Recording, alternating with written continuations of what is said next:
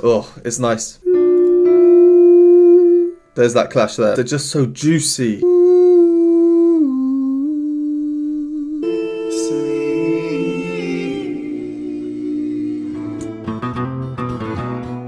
Yes, so Hairless here.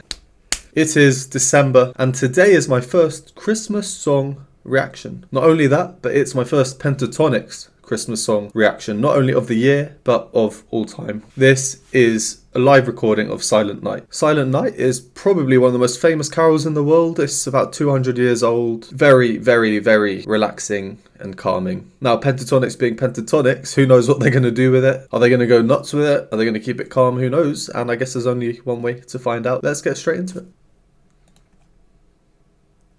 1, 2.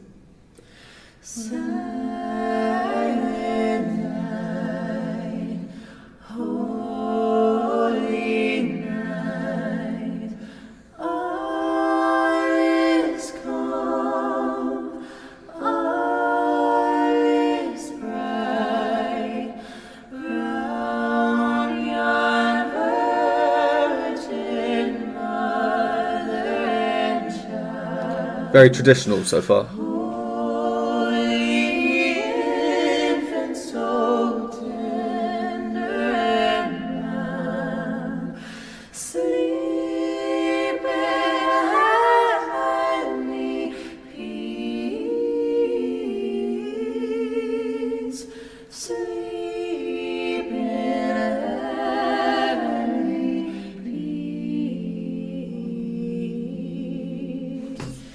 Very nice first verse, very, very traditional as I mentioned. 3-part harmony. I love how Kevin and Avi are just in the moment, eyes shut, appreciating this nice traditional music. Just to recap a few points from that first verse before we continue with the rest. Nothing too spectacular with the harmonies here. They're actually as simple as they can be in 3 parts whilst having 3 separate notes.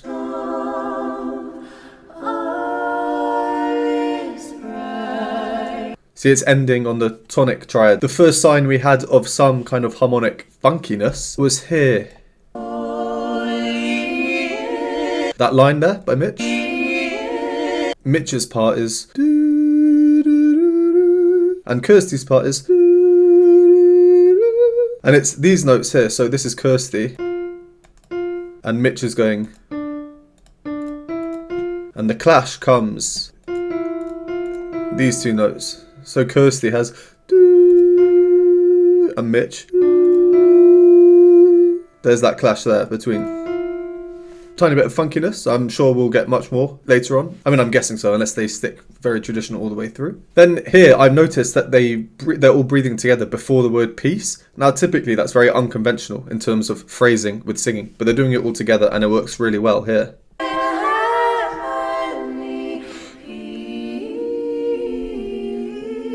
And then that little trill was cool as well, I think. And then towards the end of the phrase here, this would typically mark the end of a song or a phrase. But Kirsty does a very, very subtle note change to join Mitch here, which makes it not so.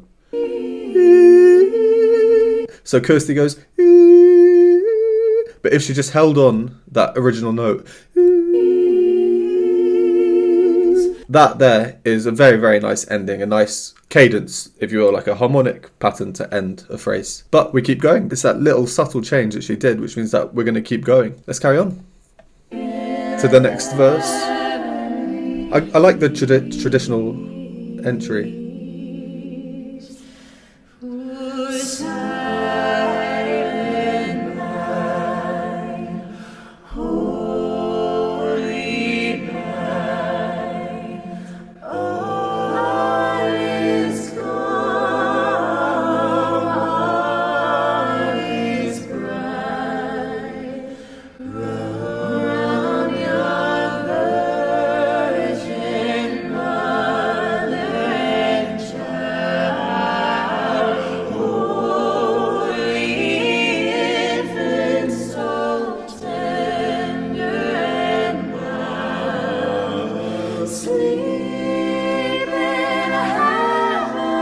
There's a lot I need to try and remember to notice. Oof, oof.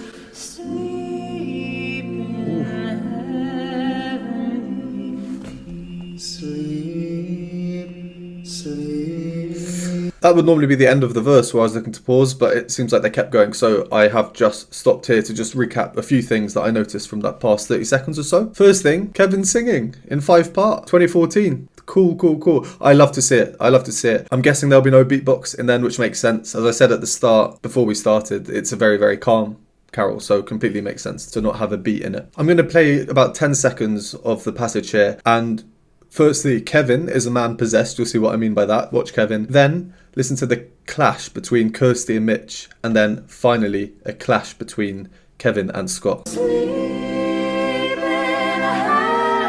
Kevin here. He's possessed by the music. He's so in the zone. He's loving the singing. At least to me, it seems like he's loving the singing. From all the comments telling me that Avi really helped him to come out of his shell in terms of singing, you can just see that he's loving it. I love to see that. It's passion. That's raw passion. Here's the first clash between Mitch and Kirsty. I love how Kirsty's just casually leaning against the wall, but look how her head slightly kind of tilts a little bit when this clash happens. This is the type of clash where it has to be perfectly in tune, and it is. And look, their eyes are both shut. They're just so in focus here. Kirsty's got and Mitch. Oh, it's nice. Right, let's carry on. I just want to point out as well that I really like this setting. I can't quite see what this is, but those arches, very cathedral-esque, very good acoustics typically. Sleep, sleep, oh, sleep, sleep.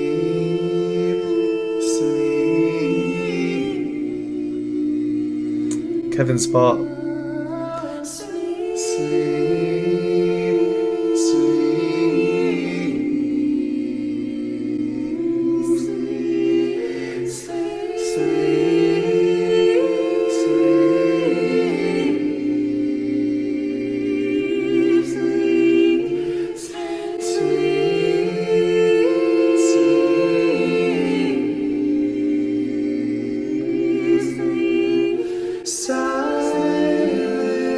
Okay, I mean, that's such a nice part. This will probably be the final pause before the end, but it seems like Avi's about to start a verse. So, quick recap on a few points from that section. Kevin's line here, his voice is really nice. He has that blend between chest voice and head voice falsetto. Listen out for it. His starting note is ooh, and his line is ooh. Listen out for that.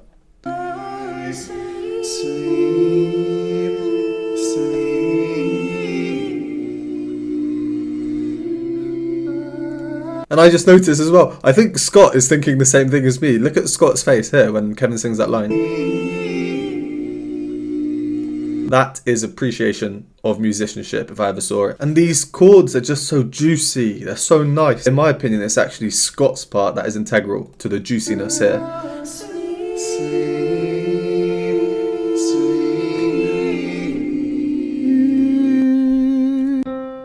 Straight with that middle C in there. Very hard to be in tune, and you can see how I mean, I don't even know at this point if they are really focusing or if they're just completely immersed in the music. I would be if I were them, because, you know, I just think it's great. Yeah, and then the final part for this section before we go on to the end, it's just the lull when it changes. And I don't know how else to describe it, but you'll know what I mean. I'll point out when it happens. Now. So good.